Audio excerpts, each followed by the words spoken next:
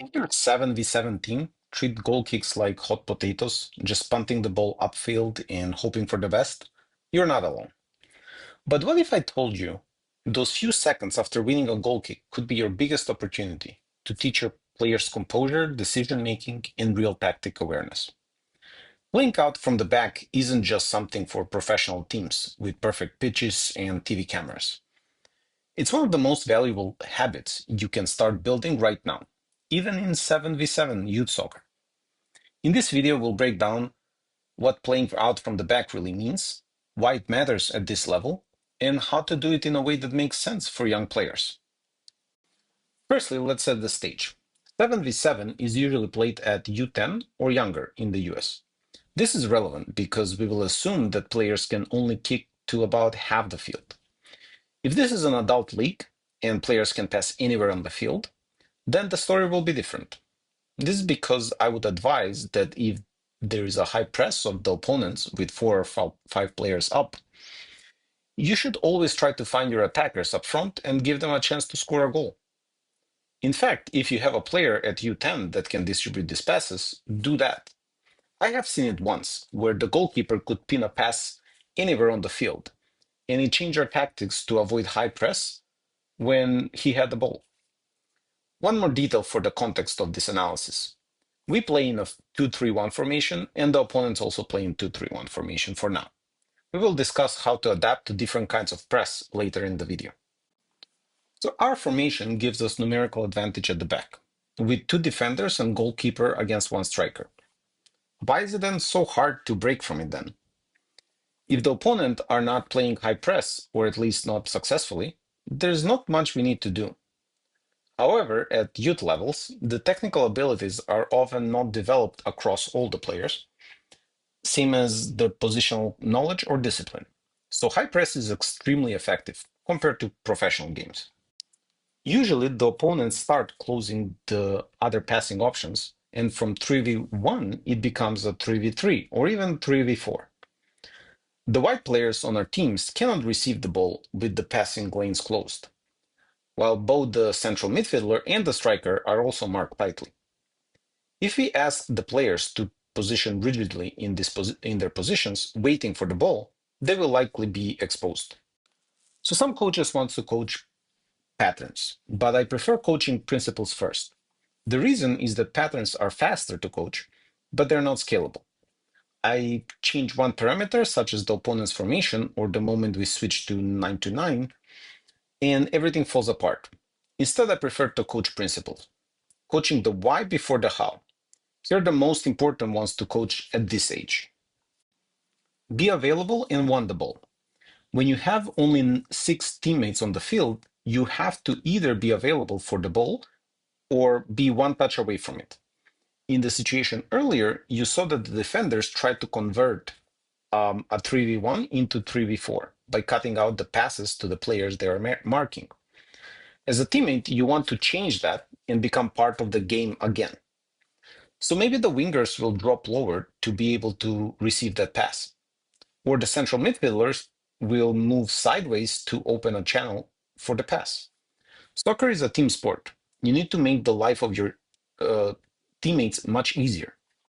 Second principle, anticipation is more important than physicality. The true speed in soccer comes from the brain, not just the feet. Let's look at a simple play. The central defender on the right received the ball. The striker is blocking the pass to the central midfielder and rushing forward.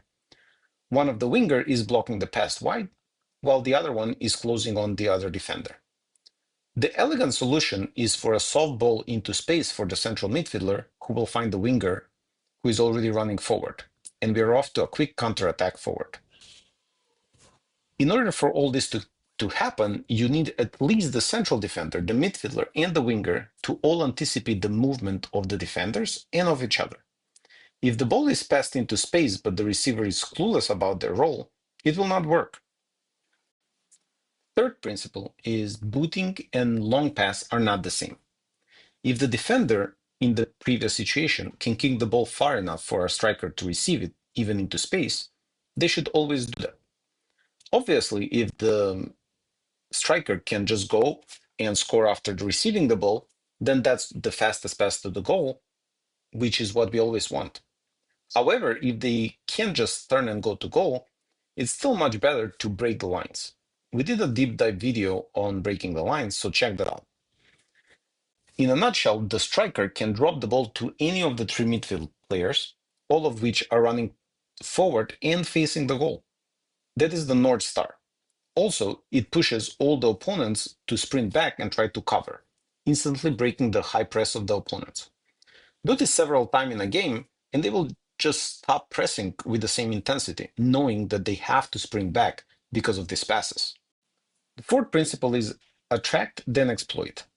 The previous example showed how to break the high press. But what if there's no high press? Oh, there will be high press. It is nearly impossible for U10 players to stay so disciplined without the ball and keep a low block. Even if they stay in shape for some time, one by one they will get restless and stay off position. But it's easier for the team in possession to wait a little bit longer for this uncoordinated pressure to come. At that point, the objective is to find a free player, usually the one that was supposed to be marked by the undisciplined defender. The goal of playing out is to invite pressure to create space further up the field. You're not just passing to pass, you're manipulating the opposition. I talked about principles and not patterns. Does that mean that these principles work if some assumptions have changed? How can we adapt our game patterns based on what we are seeing in the soccer game context? Let's look at what changes and what doesn't. The build-out structure depends on the opponent's pressing shape. If the opponents were pressing with two strikers in a 3-1-2 formation, then we might do something different. Our goal is not to pass to our defenders, but to progress the ball forward in possession. So our defenders can drag the opponents, in this case the strikers, for a high press, while we distribute to our wingers that are wide open. Maybe the goalkeeper can do a straight pass or use the central midfielder or the striker to do it. Quicker recognitions are the AI of youth sports. The experience trains the mental models to recognize what will happen next based on other games and the current game too. I was coaching youth team and we were playing against another team that always distributed to the right center back who always tried to pass to the right winger. They kept repeating the same thing on each attack. After seeing that for 3 or 4 times in a row, our team adjusted. But I also just move a right winger to help with the press where the ball always went. The opponents didn't change for this, and it was simply too easy to win every single ball with numerical advantage and predictability. I assumed that the other team only had one practice where they repeated this pattern and didn't have time to work on another solution. The issue is that the players did everything right as agreed before, but you can't place a rigid pattern in the wrong context and expect to work. Escape routes are premeditated. The parent do yell "boot it" on the very first sign of danger. The coach believes that they are the reincarnation of Pep Guardiola and demands no booting and only tiki-taka. And who's wrong? Both of them. The player should make a decision. There's no game controller to be operated by the parent or the coach. The player should know the escape routes like a passenger on a plane before they're in position to need them. The player should know that in addition to the perfect passes, there is also the progressive dribble forward or carrying the ball away from the opponent until the opportunity for a pass shows up. Trying to determine what is safer, riskier, or even risk-worthy at the moment of high pressure is very hard. But if this is discussed at practice, then we enable the players to keep composure when they're under pressure. Final thought. Playing from the back often leads to mistakes, right? Absolutely. The main reason why we must coach playing from the back is because we want to limit those mistakes now.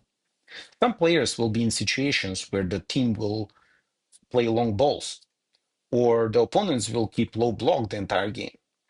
But we want to give them the tools to handle the other situations.